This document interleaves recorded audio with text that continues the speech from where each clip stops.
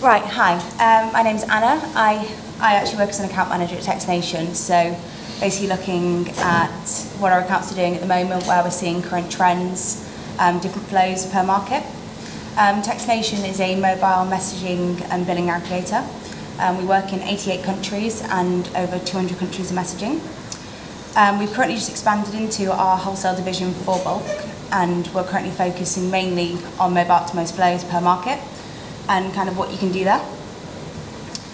I think that premium SMS over the last few years has changed quite a lot, mainly in regards to regulation. I think it's become a lot more difficult to operate in the majority of markets. So it's kind of looking at what you can do and what sort of changes you need to make. Current technology that are around are obviously direct operator billing or direct carrier billing, basically the same thing. We've got premium SMS, which is either web opt-in or MO opt-in. It obviously completely depends per country as to what is really available technically. And then you've got single click, which is basically just MSISDN forwarding with header enrichment, and that's available.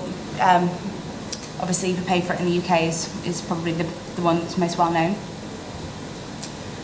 Looking at current trends in the markets, I attended iDate a few weeks back, and dating and social seems to be kind of the most global success story at the moment. It continues to grow, and I think they said that now that everyone's sort of looking at optimizing their mobile site. Companies such as Meetic, who own Match.com and also Tinder, it's kind of two separate kind of divisions of the company, I guess. They've noticed that since Tinder's come along, all the regular desktop sites have actually gone down revenue-wise. So it's about looking at bringing those back up to speed, and also looking at monetizing Tinder as an app, because obviously at the moment it's free.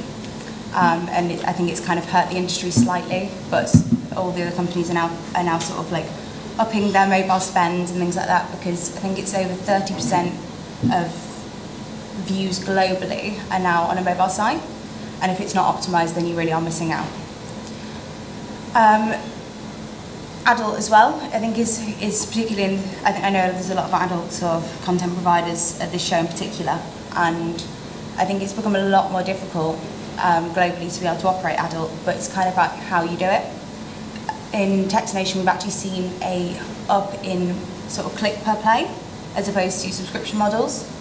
So also as well, the type of cellcast model, like the online TV, there's a lot more companies coming up with that as well. So sort of video on demand, but kind of with a slight twist. iGaming is another interesting one. This has come up more recently as well. I think sites using it for user acquisition models. So signing up on your mobile without having to enter any details. Gets people to sign up for the first time, deposit £10, and then they're pushed to credit card to make further transactions. Software and digital goods as well, particularly as smartphones become more technically enabled. A lot of people are sort of installing antivirus software on their phones, which it makes sense to have a subscription model from your mobile phone as opposed to paying via credit card. And also gaming as well, and the updates in gaming, HTML5 games. The older gaming content is becoming a lot less prevalent alongside ringtones, things like that, particularly more in the developed markets. So that's sort of the shift we've seen, is people actually adding more value to the current services they're using, so updating their content to make it more appealing to the more developed markets. Obviously, we work in 88 countries, so it's kind of looking across the board at what's popular and where it is popular.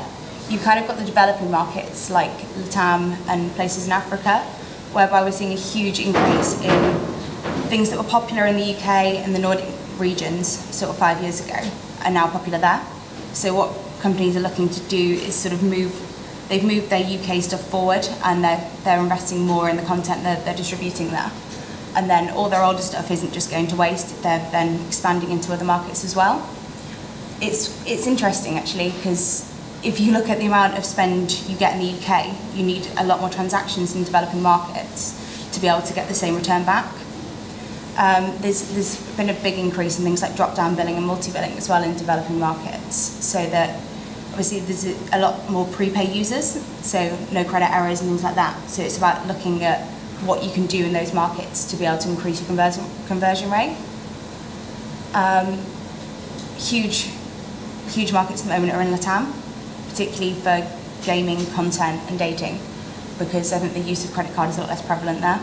So everybody tends to pay via the mobile phone for it.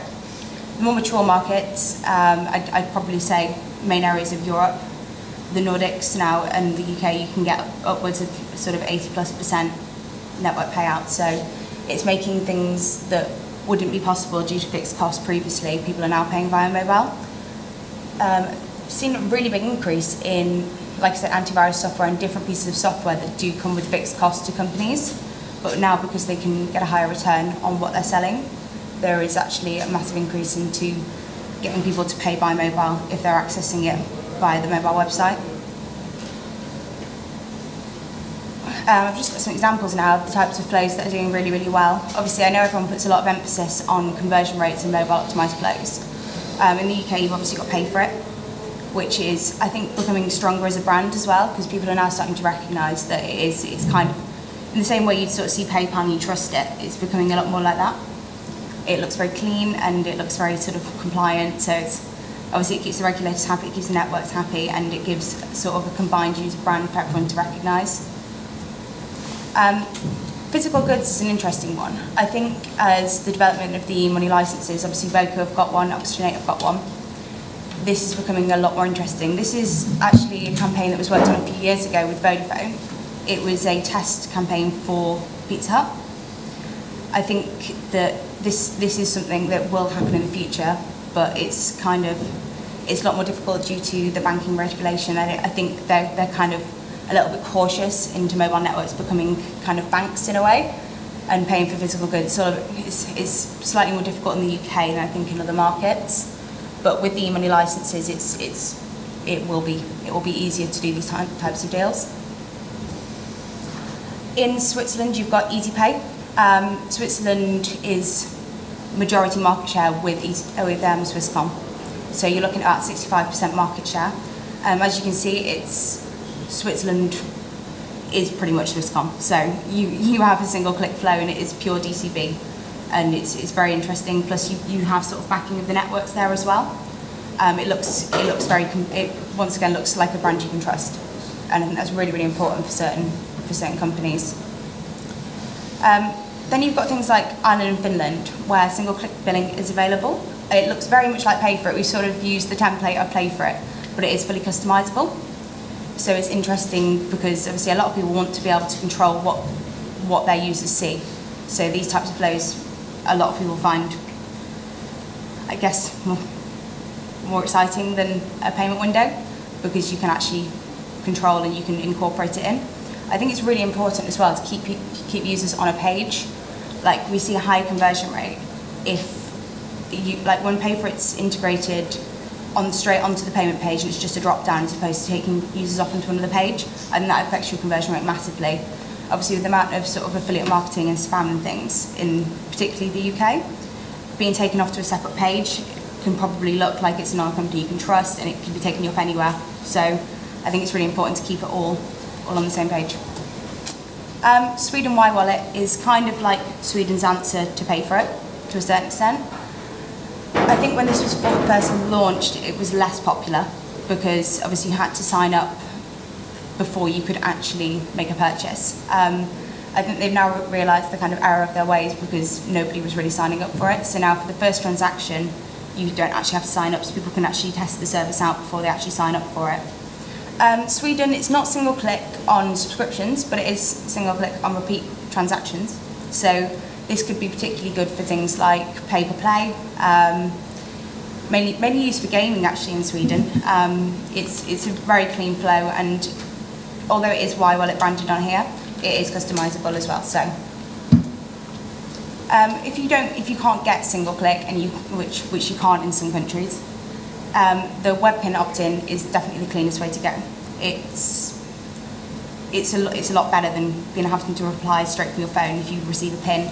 It looks cleaner. The process is just much nicer for the end user.